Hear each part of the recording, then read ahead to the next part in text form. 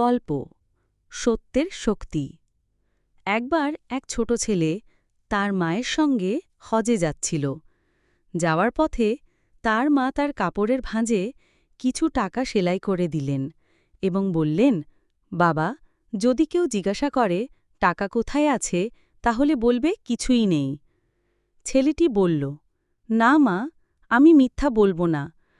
আল্লাহ আমাদের সব সময় দেখেন। পথে ডাকাতদের একটি দল তাদের থামাল। তারা ছেলেটিকে জিজ্ঞাসা করল, তোর কাছে কিছু আছে? ছেলেটি বলল, হ্যাঁ, আমার কাপড়ের ভাঁজে কিছু টাকা আছে।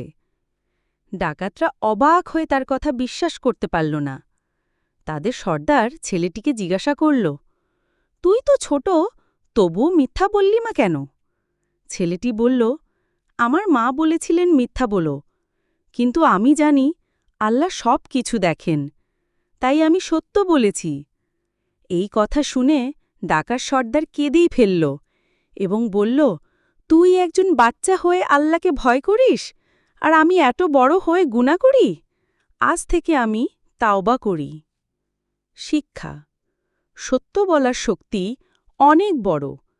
আল্লাহ সব সময় আমাদের দেখছেন, এই বিশ্বাস আমাদেরকে সৎ জীবনযাপন করতে সাহায্য করে। এরকম আরও অনেক ইসলামিক ভিডিও পেতে চ্যানেলটি সাবস্ক্রাইব করুন।